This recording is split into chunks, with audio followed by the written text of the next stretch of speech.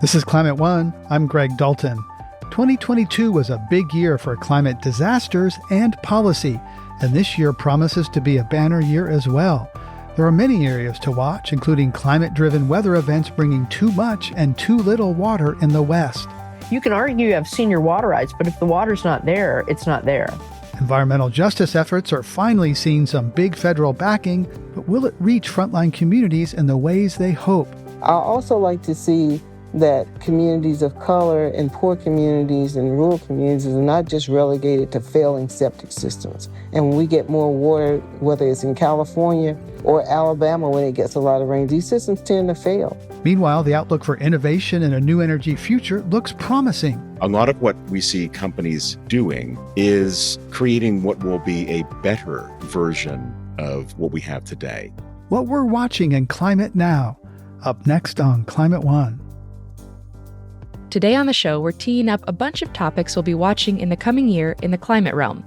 And there are a lot. For sure. Let's remember that 2022 was a huge year for clean energy. For decades, the focus has been on getting major U.S. climate policy in place. Now that's happened with three big bills: the IRA, Infrastructure and Jobs, and CHIPS. Now the focus has turned to implementation. The overall question is, where is the money going? Where is EV charging being built? What companies are getting Department of Energy loans? Will we get more highways or more transit? Yeah, there's a lot to see play out this year, especially after the midterms and a new Congress taking session. We're watching to see how much politics at the local and national level affects climate progress and action. Right, we talk a lot about the national, but most of the money flows through state and local governments. And actually, some of the biggest beneficiaries of the new federal spending are the districts of members of Congress who oppose the IRA. I'm also keeping an eye on the climate impact of the Farm Bill that could support no-till farming, cover cropping, and other practices. Yeah, next week we'll bring listeners our conversation with U.S. Agriculture Secretary Tom Vilsack about climate-smart agriculture. And after talking with him, I'm still wondering how long we should keep subsidizing corn ethanol when EVs are taking off, and that's going to be rehashed this year with the Renewable Fuel Standard. What else, Ariana, are you paying attention to? Well, living in Arizona, I'm very focused on the water shortage on the Colorado River and what it will mean for users like myself. We'll be getting into that today with our first guest, Felicia Marcus, here in a couple minutes. Aside from that, as a consumer, I'm pretty excited by the Inflation Reduction Act money and looking at some of those incentives like getting my first electric vehicle and maybe even looking at solar. Though I have to say that it can be confusing and it's a bit overwhelming to navigate these different rebates and incentives, and it's not all in place yet. Some of the money is moving through states and needs to kind of be set up. And then there's the supply chain itself, because, for example, I ordered an induction stove in December and it still hasn't even shipped yet. Well, I was fortunate to get mine. I've been cooking on it. I also want to mention a moment of falling for exaggeration around childhood asthma and gas stoves that broke into the national conversation recently. That really fed into a pre-existing narrative that I was kind of primed to accept that without really checking it. And I was really impacted by Andy Revkin, longtime climate journalist, writing, quote, "The gas stoves news blitz is media whiplash at its worst. Strategic drama created by anti-fossil organizations." That really stayed with me. Yeah, and it's not to say that there aren't lots of good reasons to get away from gas stoves for climate and health reasons, but maybe that link between childhood asthma and gas stoves is not as clear-cut as some of the reporting was making it sound like. There are several more major topics we're keeping an eye on this year. We'll touch on those a bit later in the show. For now, let's jump into your interview with Felicia Marcus, a visiting fellow at Stanford University's Water in the West program. Snowpack and rain in many places are double normal at this time of year. What's it been like for you, and is this going to bust the mega drought in the American West? It's a mix of glee and self-correction. So it's fantastic. You know, I've gone out in the rain. I've looked, turned my face toward it, and said thank you, because I know how important this is for all the parched areas of the state. And it's not just the Sierras. It's the Colorado Basin too, which is also getting massive precipitation. But it's always tempered by knowing a little too much. The drought's not over. Too early for a drought's over party, but it's a great start. But it could get hot. And if it gets hot, it could melt and it could flood people out. And we could end up in the same situation we were last year where we thought we were in good shape and then the tap turned off. So you never know what's going to happen. So it's hard to just be gleeful. The next thing we turn to is, when do we get more of them a little later in the year? How do we make sure we space them out so that they don't flood anybody out and hurt people and property?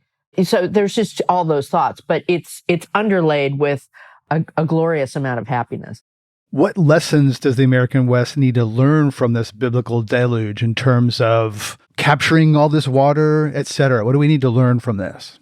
There are two things. One is, I think, to be humbled by what we don't know about nature, and that we can't look at the last 100 years as a predictor of what's going forward, as we have kind of naively, because in the geophysical record, we know we've had 40 and 400-year droughts, and we've had biblical era floods. And so I think it's a wake-up call to be both grateful for all the precipitation we get and to use it wisely to get it into the ground, but also to be far more precise on how we use it for agriculture and in urban areas, not hemorrhaging it on lawn, green carpets during the middle of the summer, let alone a drought.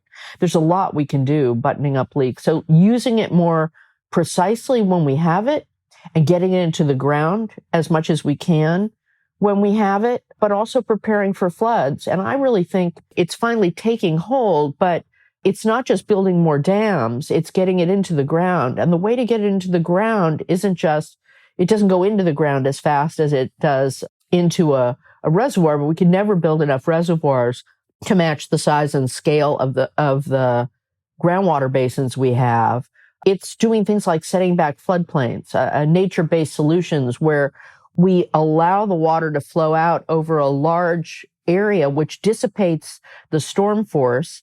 It has flood prevention because you're getting it away from urban areas that right now are right up to these flood walls and levees. And then you're giving it the time to sink into the ground. I mean, there's so much we could do to both capture it more intelligently for multiple benefits and then use it more wisely over the course of multiple years, not just year to year.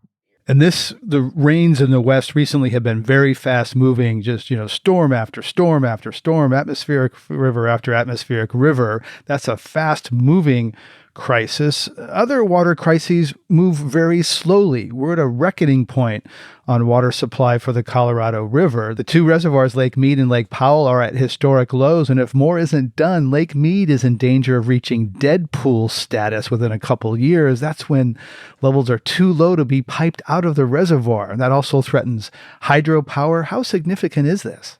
It's massively significant. It's like there's a Barbara Tuchman book called The March of Folly that you may recall I'm very fond of. And it talks about how public policymakers, kings sometimes, and presidents and other times, have all the facts they need to deal with an issue. And they somehow ignore it for a variety of reasons. King George losing the colonies being a prime one, the Vietnam War, all kinds of examples where you had all the facts you needed to make a different choice, and yet you didn't.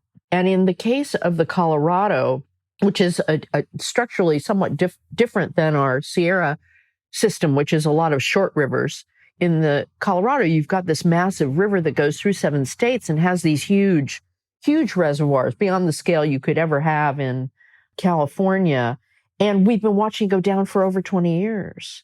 And there have been really pretty impressive agreements among the 7 states and water agencies that have forestalled, this dire state of affairs for about 6 years. So they deserve some credit for it, but it's not enough to deal with the Armageddon-like consequences of getting to the end of that very predictable chain of events, with hydropower going out even sooner than getting to Deadpool, and this crisis point that we've gotten to where the federal government has had to step in and say, look, either you come up with something or we're going to impose something you're not going to like. And in the meantime, you have the players, and I'm not going to blame their lawyers because I'm a lawyer, but sometimes you can be a little too clever by half to argue whatever your argument is vis-a-vis everybody else, where you're all going down the drain, to use a bad metaphor for this, where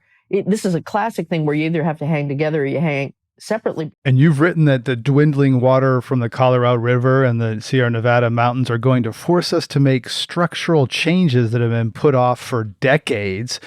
Does that mean reforming senior water rights? What other hard choices might actually get made because of the dwindling water supply in the West?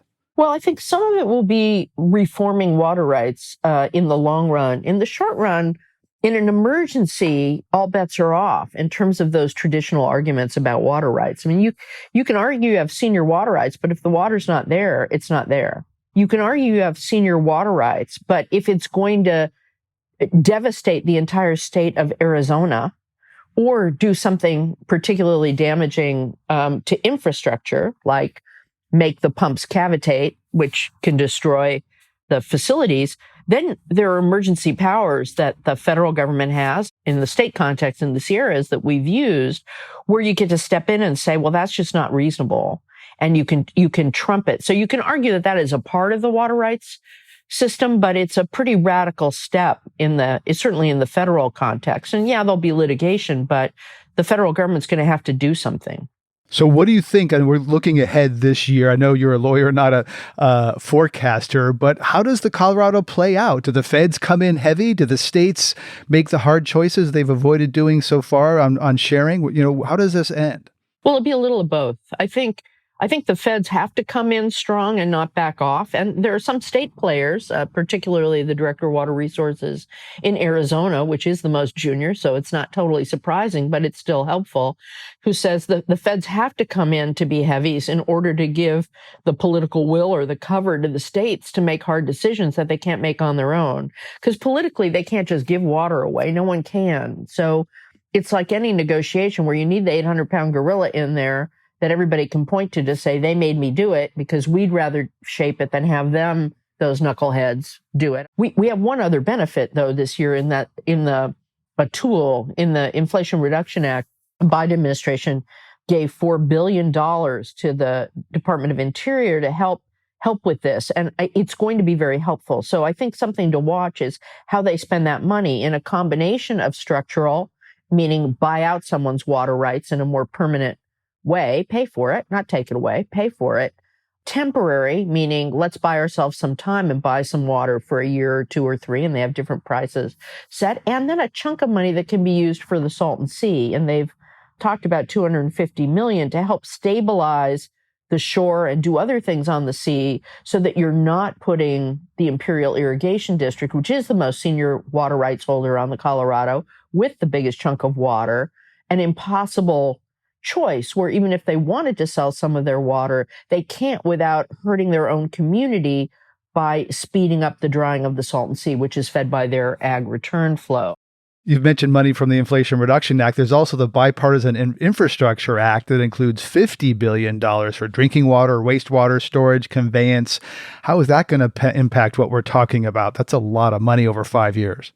I don't know whether that money can be directed towards this area. I do think it will be in terms of some of the big recycling projects that are going on, like the Metropolitan Water District has an enormous one, 150 million gallons a day, that has partners as far-flung as Las Vegas and Arizona, which could allow for, where Las Vegas and hopefully eventually Arizona, the Central Arizona Project or the state, will put some money in to help build this expensive facility, which will allow Met to more graciously allow the use of some of their direct from the Colorado River allocation. Let me just jump in and say that Met is the water agency in Los Angeles, the huge water agency. Well, it's Southern California overall. It is the largest wholesale water agency in the country and really one of the major players on the Colorado River. And so there's some very exciting partnerships going on, and those certainly hope to get funding out of the $50 billion. And certainly the $50 billion includes water for tribes to help get them drinking water. They don't have the infrastructure to even take advantage of some of the water rights that they have gotten settled. And tribes are playing a bigger role in the Colorado negotiations and elsewhere. So what impact are the rising role of tribes having on management of water and ecosystems? Well, it depends on where you are. I think if you talk to the folks leading the tribal initiative, they are not in these day-to-day discussions, and they definitely should be. But they definitely have a rising presence in the Colorado River Water Users Annual Conference and in the discussions outside the official dialogue. And that may be changing, so I may be a little bit out of date. In the case of individual tribes that have their water rights settled, and that's, decades overdue, but it's happening. There are far more of them than there were 20 years ago when I was working in that area more heavily. And the tribes can be real heroes, whether it's the Gila River tribe with Chair Lewis, where they have relationships with some of the communities around in the Phoenix area. You have the Colorado River Indian tribes, who I believe in the Inflation Reduction Act got some language change that would allow them to lease their water. And so you end up with sort of a happy medium where both the tribe can use its water rights for the protection of their homelands, which is what the language in the treaties said those many years ago, even though it wasn't implemented until recently. And they can also lease that water to urban areas and others. And so they get some economic value from it finally. It's you can't undo 150 years of broken promises, but it's a start. Another theme in the water space as we're looking ahead of the water year of 2023 is dam removal in the Pacific Northwest, allowing salmon and other species to fully use waterways they've inhabited for centuries. That's happening on the Klamath and other rivers. What other positives are we seeing when it comes to water supply and biodiversity and dam removal? Well, I think dam removal is a big deal. There's sort of two levels to it. There's the Klamath, as you mentioned. There's the Elwha. There's a push to try and do it on the lower Snake River, so that it's a much more of a discussion. You also have some really important dialogues, including one that's been led by my colleague Dan Riker at Stanford, to get hydropower operators, river rafting, and other environmental entities like American Rivers to come up with a way to manage the hydropower resources we have better, to renew them, to make them more friendly, to lessen their environmental impact, even if you don't take them out. So there's a lot going on there that has a lot of promise. You also have on the flip side, and related, because it's taking out certain barriers, this whole effort, to, as we were saying, to restore floodplains and let the waters flow, to dissipate flood flow and to get groundwater, to allow water to sit long enough to infiltrate into groundwater where you get multiple benefits. I see this whole looking at more nature-based solutions or living more in harmony with nature as an enormous movement that's getting some steam. Felicia Marcus, a visiting fellow at Stanford University's Water in the West program. A pleasure to talk with you as always. Thank you. Thank you. Please help us get people talking more about climate by giving us a rating or review. You can do it right now on your device. You can also help by sending a link to this episode to a friend. By sharing with your friends, you can help people have their own deeper climate conversations. Coming up, we dive into new investments in climate tech and the prices of raw materials essential to the clean energy transition.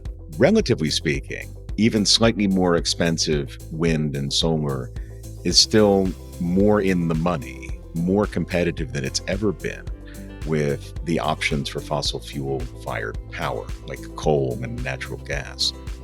That's up next.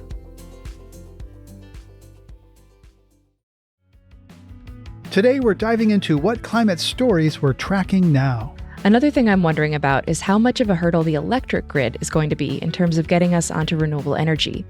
There are a lot of solar and wind projects being built, but they have to be connected to the grid in order to get the power from where it's being generated to the places that need it. And there are actually over 1,300 gigawatts of renewable energy ready to go, but the average wait time to get connected is well over 3.5 years. That's a good example of where we are now, important implementation at scale. There's a new acting chairman of the Federal Energy Regulatory Commission. This obscure agency has a lot of power when it comes to power. They claim to be streamlining the permitting process for connecting new electricity generation. And the grid is actually something we'll explore in depth in a future Climate One episode. I talked with Nat Bullard, a senior contributor to Bloomberg NEF and Bloomberg Green, about the money and markets aspect of bringing new tools and technologies to scale. We talked about the prices of wind, solar, and batteries, which have been dropping for decades and recently ticked up. I asked him why that is, and if he expects that's going to continue this year. Certainly. So The reasoning behind it, I think, would be fairly familiar to anybody who looks at the global economy right now. There is just general inflation. So that impacts the cost of wages, the costs of goods, and in particular for things like wind and solar, where the majority of their cost is up front and the majority of their cost is financed in capital markets by borrowing money. The rising cost of money makes them more expensive. But relatively speaking, they've moved much less than, say, the price of eggs or the price of gasoline as it moved in the United States in the last calendar year. And there's also something important to notice that because this exists within this sort of broader backdrop of rising costs for everything, and in particular for the cost of hydrocarbons with things like a giant war in Europe, is that relatively speaking, even slightly more expensive wind and solar is still more in the money, more competitive than it's ever been with the options for fossil fuel fired power like coal and natural gas. Right. And so are we seeing increased demand as a reason for spurring some of those price increases? There's a little bit of that, in particular in the solar sector. In the last year, we have one of the periodic but also episodic shortages for key materials. There was a fairly tight supply for polysilicon, which is the metallic input for making most of the solar cells in the world. However, what's happening with that right now is that it is lurching from under to now very much oversupply, which is going to drive the price down by about 75% from its highs last year in August. The other thing is that the solar sector, despite ticking up slightly in cost, had a really extraordinary year last year.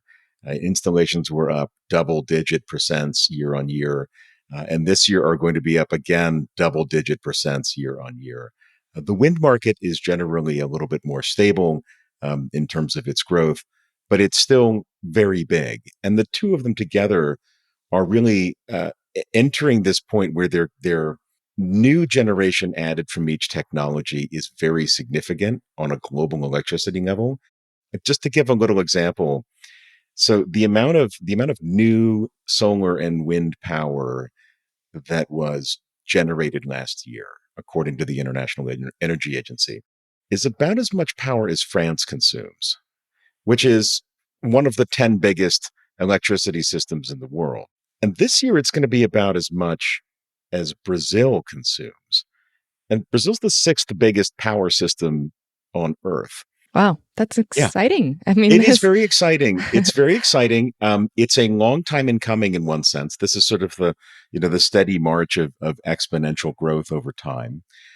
But the most important thing about that is that if those growth rates for the new power coming from wind and solar are greater than the growth rate of demand in the global grid, then necessarily other things are starting to get pushed out of the global power mix. And year on year, in particular, coming out of the pandemic, this has been extraordinarily noisy. Power demand went way, way down. It then went way, way up on a year on year basis. We had both the biggest decline in coal fired power globally in one year, and then the biggest increase in coal fired power the next year. But wind and solar is really almost a straight line up. And these two things already are more than 10% of the global power mix. You've outlined 4 major climate and energy areas to watch in 2023. So I want to kind of take each one in turn. We've already talked a little about polysilicon. Let's talk about lithium for energy storage and sort of what we've seen with those prices, ups and downs last year and what you expect will happen this year. So last year and to some extent the year before was just like skyrocketing demand. Again, a case in which we have a near-term shortage that in the market sense is only going to be solved by very high prices. We had a lot of demand, a lot of contracted demand already to supply lithium to automobile makers in particular via the lithium-ion batteries that are used in cars. We have a lot of incipient demand in the future as the lithium-ion battery becomes a prime mover of global transportation. And it takes a long time to add new supply to the mix. A mine takes time. It takes time to plan and permit. It takes time to begin actual production. And so there's some sort of latency in the system on getting getting material to market. So prices were up multiple times in the last couple of years, but they seem to have top ticked, meaning that prices have sort of rolled over from their very high levels at the end of last year. And it's going to be very curious to see how that particular price trend develops. Prices are likely to stay elevated compared to where they used to be in the long run. But there's a sort of saying that a lot of the analysts that I know say, somewhat in jest, but with a kernel of truth, which is the cure for high prices is high prices. The thing that's going to bring us lithium to the market is the fact that producers see a price advantage to take advantage of. I think also in the long run, this is slightly longer out, and it's going to be very interesting to watch, will be the interplay between the products that exist in today's batteries, by the hundreds and thousands of tons already, and what happens to them at the end of the life. And it seems a little bit academic at the moment because the vast majority of the electric vehicles that have been made to date are still on the road. But in coming years, we'll have a time when, once they're no longer ideal for the automotive application, they could be used somewhere else in the grid. They could be recycled for materials. Or we may find that we're in a condition where we have plenty of lithium supplied. Yeah. And I mean, we've talked on the show about Redwood Materials, which is working with Ford to already begin this process of building some kind of a recycling plant for their batteries, which is exciting. And we'll see if that industry kind of picks up. So let's turn now to investment in climate venture tech. And we want to note that you're a venture partner at Voyager, an early stage climate technology investor. You wrote that in 2022, climate tech saw a huge year-over-year increase in venture capital, with more than $70 billion invested from January to December. And then it's actually held steady at about 20 or 30% of the total venture investment over the last several years. So how should we interpret those numbers? This is a market that has, at the minimum assessment, has maintained the amount of capital flow to early stage companies in 2022 as it did in 2021. And also the general venture capital market has been way down more than, I believe, 30% through the first 11 months of last year. And so, if everything else is down, being flat can look like up. But it is really important to see that, even as the larger venture market itself got multiple times larger, climate tech scaled accordingly. I think most of the people that have capital to allocate see climate tech as a durable theme in the longer run. And a lot of investors are seeing it as well, the early stage investors, as a place to put capital. What kinds of projects are you seeing that are particularly exciting and that are receiving a lot of major investment? So I think that the things that are exciting are, first, technologies that build off of the abundance that's been created by wind and solar and lithium-ion batteries, and by extension, electric vehicles. So if we think of those as sort of technologies, I wouldn't call them solved as such, but they work very well. They're deployed at a relatively low cost and a very high volume. They're reliable. They're beginning to make a dent in the systems in which they operate. But then anything that's downstream of that, managing solar power, determining what you might do with very abundant low cost solar at certain times of day. That's one thing. The other is that people are starting to tackle, we could call them chemistry problems and not just physics problems. We're trying to displace jet fuel. We're trying to displace petrochemicals. We're trying also to some extent to displace foods, things that have a high carbon footprint through the normal processes that create our foodstuffs. These are going to be hard to do. We should be honest about it. They're going to be hard to do. They have rules, like chemistry textbook type rules that you can't get around. But it's really heartening to see that people find these solutions. And I think the most important lens on this is, and I'm channeling one of the partners at Voyager here, is that a lot of what we see companies doing is creating what will be a better version of what we have today, not just an alternative. Right. And that's true of consumer products. The induction stove is ideally way better, It is. than radiant electric or the old electric. And I also want to point out that there are some waits for these types of products right now. I mean, we're seeing long lines for EVs, and then there's also just a shortage of electricians to come in and be able to do these electrification things that are incentivized with the Inflation Reduction Act. So, are we seeing enough supply coming along in the future to meet this demand for these better products? So I'm fairly confident that we will be able to meet our demand for induction cook stoves and heat pumps. These are fundamentally high volume, relatively mature technologies that are a matter of sort of latency in and mismatch between current demand and current supply. I think actually what you just mentioned regarding skilled trade is probably a bigger issue because that does take time. And in this country, it takes certification. I would hope that there are people entering skilled trades who see this as an opportunity. And I'm fairly optimistic that we will see that essentially on a generational basis. So if you're entering the trade right now, and if you're looking at it from a sort of trend aspect, what we think the future is going to look like, do you think it's going to be repairing 40-year-old boilers, or is it going to be now, especially with the government there to help defray the cost of doing something new, is it installing something new? And is there an advantage to becoming the person who's smart on that? Like, I'm real versed in heat pumps, tankless water heating, photovoltaic system, solar system on the roof, maybe integrating some EV charging on site. Right.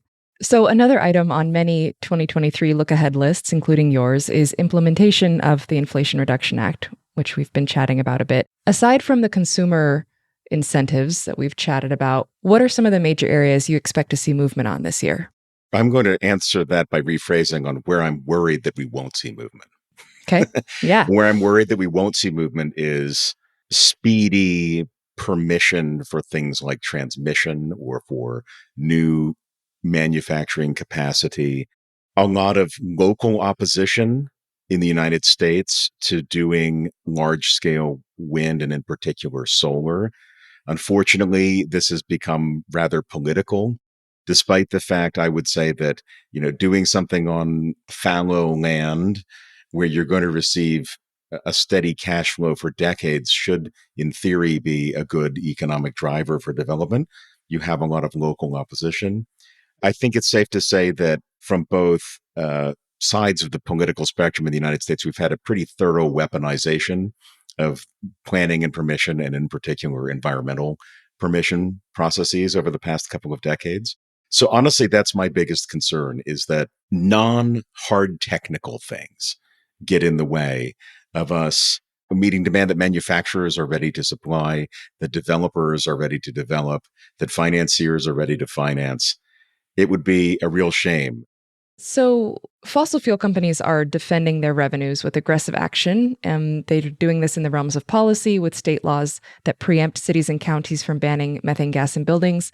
They're doing it through communications by casting doubt on batteries through front groups, and in financial markets, attacking investments with environmental, social, and governance, or ESG filters.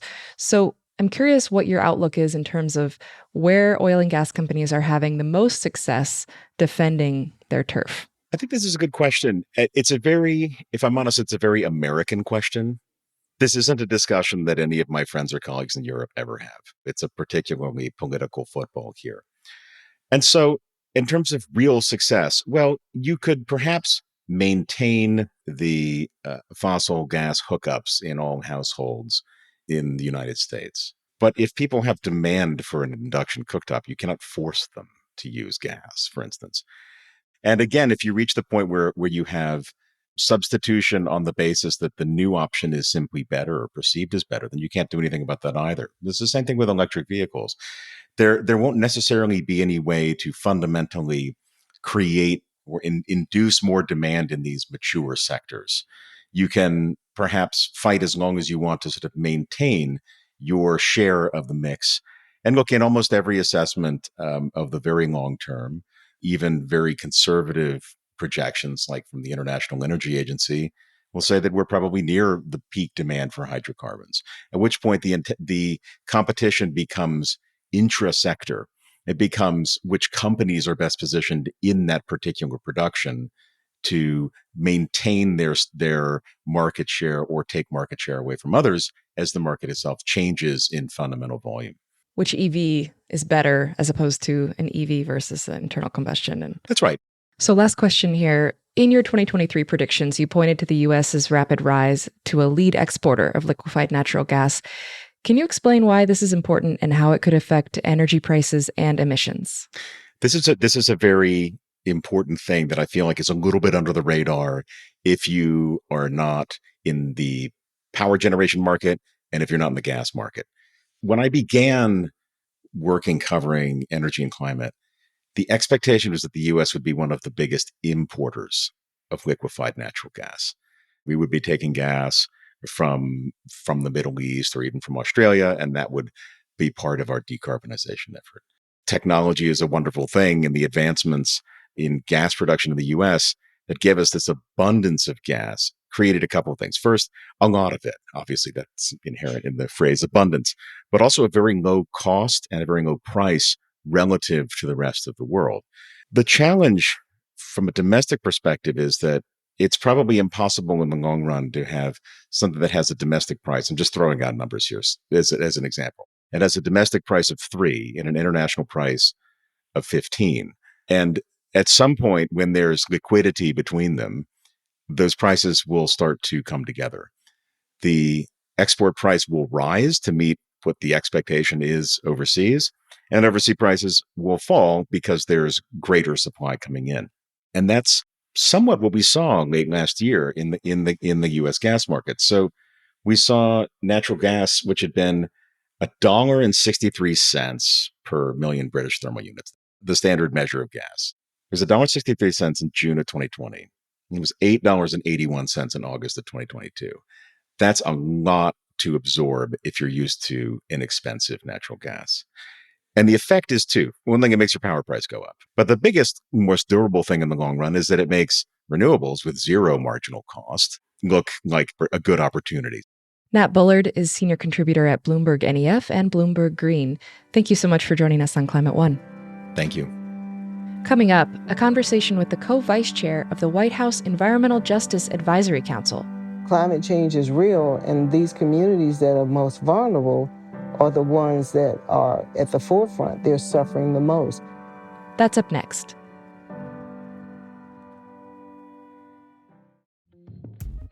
Today, we're previewing some of the major climate topics we're watching right now.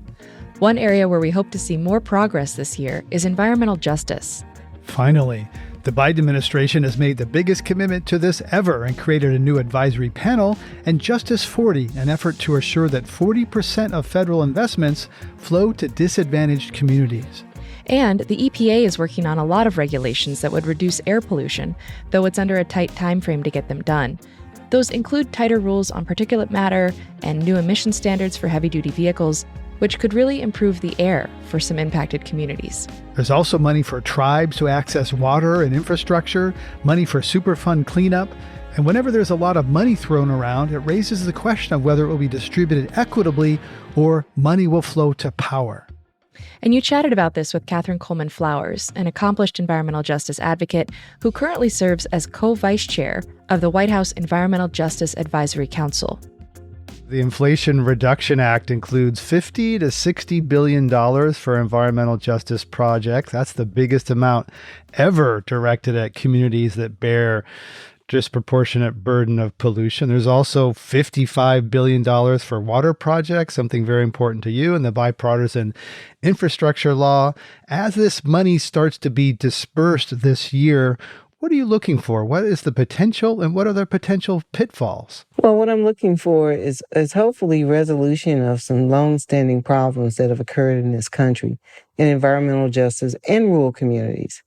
I think the pitfalls are making sure that those communities have the technical assistance they need to get access to the funds, and also to have the expertise they need on the ground for it to be used in the best possible way to solve the problems they're trying to resolve. Right. Getting these government grants can be difficult. Obviously, there's lots of rules in place to make sure it's used properly, et cetera. And there can be a gap really between communities that need the money and how to get it, right? That has been a long-standing gap. That's why we see communities that can afford lobbyists and have a staff of people that do grants and development and so forth always get the funds, and the ones that don't have it do not get the funds. So this administration was intentional about making sure that technical assistance is available. If the technical assistance is available and people have access to it, I think then we have more people to get access to the grants. If not, then of course we have to start all over again. Well, federal funds often flow through states to projects on the ground, though a study from the Environmental Policy Innovation Center at the University of Michigan found that states are less likely to tap federal funding for poor communities when they have large numbers of people of color. So what are the obstacles to getting funding to the people on the ground? Well, I think that the problem is not so much just people of color. I think the big obstacle is that a lot of these states want to do what they want to do with the money. You know, I come from an era where the only reason we even had any kind of affirmative action where people of color were allowed into certain jobs or any kind of obstacles were removed was because of federal intervention.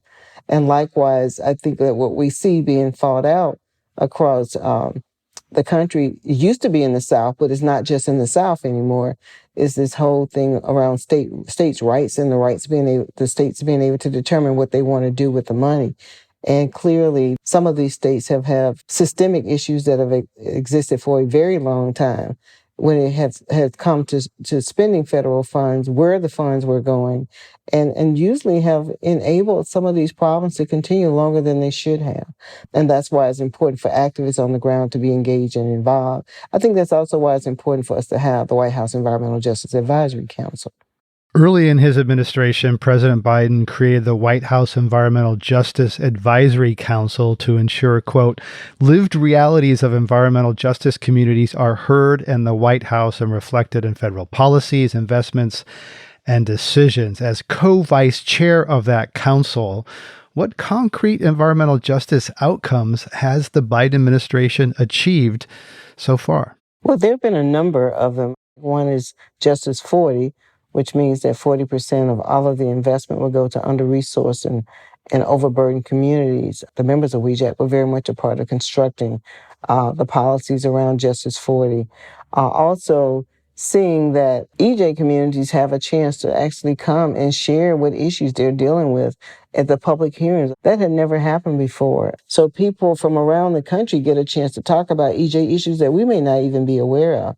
And I thank the administration for that. We also thank the administration for having an interagency council that's working together to try to address EJ issues, because oftentimes they're working in silos.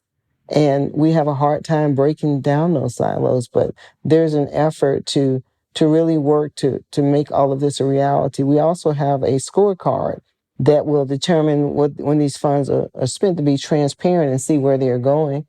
And there's a climate and environmental justice screening tool that will also determine which communities, based on certain indicators, will be part of Justice 40. And then recently, EPA just announced over $100 million in grants to environmental justice communities. So for the first time, EJ has become a trending word where it wasn't trending before. And a lot of people are hearing it for the first time. But those communities that have been living under the gun of all of these, of pollution, whether or a lack of access to sanitation, are now seeing their desires for change being on the front burner instead of the back burner.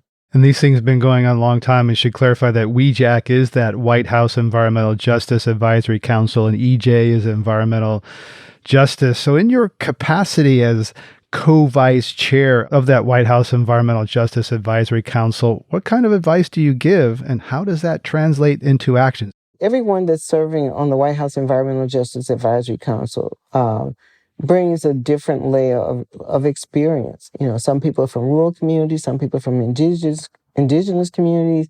We have people from Puerto Rico, we have people from Alaska, we have people from the Southwest, New Mexico. People have seen a variety of environmental justice issues that have not been addressed. I mean, recently we had some people testifying who had been exposed to the nuclear testing that was taking place in New Mexico. And there's legacy cancers from that. So I get to learn a lot just by listening to all the different things that people are dealing with across the country. And what we try to do is to provide advice on how to get some resolution and to push the administration to do more than any administration has done before as we try to work on finding solutions to these problems and getting these communities the resources, hopefully, that they need. Some environmentalists are concerned that IRA funds can be used to expand freeways, LNG export ports, which could increase pollution in nearby communities already burdened disproportionately by pollution. What areas do you see as most problematic? Well, I don't have all the answers when it comes to that, but I think that there are some things that are problematic. But in order to make sure that it works right, or close to being right, is that I have to have the activism on the ground. We have to have the involvement from people in those communities. And the way to get around that is making sure that they have a seat at the table and that there are community benefits plans that the community themselves are engaged in developing. And that is the only way I think we can avoid the misuse or the continuation of harm. During a flight on Air Force One, President Biden reportedly read a New York Times article about poor sanitation systems in Lowndes County, Alabama, where you've long been an advocate for environmental justice. Is that true? And what happened? And what would you like to see happen in Lowndes County? Well, yes, it is true. And I think that that article made a difference. And we had a visit from the Secretary of Agriculture, the infrastructure czar, and the EPA administrator, where they announced the first ever closing the wastewater access gap, which is an effort to try to identify communities, rural communities predominantly, that are having issues with wastewater. So what do I like to see come out of that? I like to see these communities that have never had equitable access to wastewater treatment to get it. I also like to see that communities of color and poor communities and rural communities are not just relegated to failing septic systems and not taking into account climate change, and that climate change is real. And when we get more water, whether it's in California that just got a lot of rain, or Alabama when it gets a lot of rain, these systems tend to fail. And we have to, I hope it out of this inspires a type of innovation to deal with wastewater treatment that can make it accessible to people in rural and poor communities. So how would you grade Biden's environmental justice record halfway through his term? Well, I have to give him an A for effort, because a lot of what is happening is historic. It's never happened before. So it's not like, when you have to measure it against very little happening and then you have a whole lot happening, but in the scheme of things, there's a lot more that needs to happen. But I give the Biden administration a lot of credit, because from the very beginning, when I heard them say the word environmental justice, early on in his administration to now, I think they've been trying to really put some action in there. And we got to continue to have additional action. But I'm glad that we have an administration that's willing to listen. And hopefully we can push them to do more things than anybody else has done before, and more than they've done up to this point. What else are you keeping an eye on for the coming year in terms of environmental justice policy and funding? Well, I would like to see not only people get funding, but to actually see some built projects that can have an impact on the people's lives, and, in terms of decreasing pollution, making sure that we reduce emissions, that frontline communities are not suffering from lack of water or contaminated drinking water, to make sure that a lot of communities that right now do not have access to sanitation can flush their toilets and don't have to worry about seeing it in their backyards or front yards. A lot of these things we have to deal with. I mean, for me, I'm very concerned about climate justice. Personally, I live in a community now that is in Tornado Alley. Recently, I spent most of the day when they had those rush of tornadoes in Alabama. I spend a great deal of that day hiding in a closet. So climate change is real, and these communities that are most vulnerable are the ones that are at the forefront. They're suffering the most. We have found out, for an example, that some of the people in one of the counties next to Selma that had a tornado to come through there. Actually, they had probably more deaths in that area, in that county, than they did any other county in Alabama that day. Most of those people are living in mobile homes. We have to have more sustainable housing for people. As climate change becomes a factor in changing how often we have these changes in the weather and having these really strong tornadoes. And one of the families I reached out to, and I asked them, did they have insurance? They said they could not get insurance on their mobile home because it was old. So that means that will limit the kind of help they can get to rebuild their lives. And again, we're going to find there's more in poor communities, and we're going to find there's more in rural communities. And I find it hard to believe that anyone with a heart in Congress or in the states will not provide policy to protect all families, no matter where they live, whether they're in rural or urban communities, whether they're rich or poor, when they're dealing with these weather events.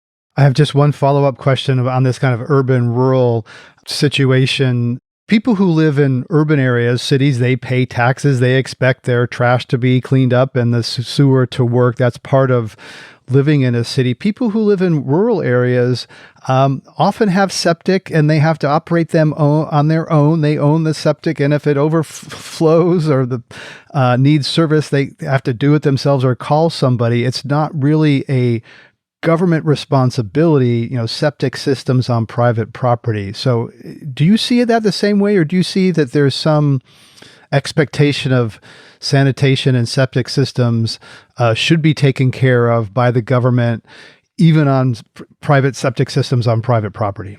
Well, I have private property, and I live in an urban area right now, and my septic system is being taken care of by the city. But one of the problems with septic tanks, there's nothing to encourage, no incentive for the manufacturers to improve, because most septic systems, when they're sold to a person, a homeowner, there is no parts or service warranty to go with it.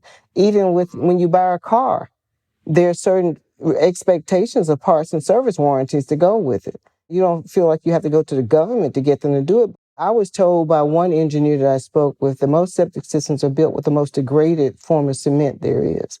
That's one problem. The second problem is, as a homeowner, when you buy the septic system, shouldn't a septic system be built to at least last as long as a mortgage? I mean, we have to change those paradigms, because the way they are now, it is impacting public health.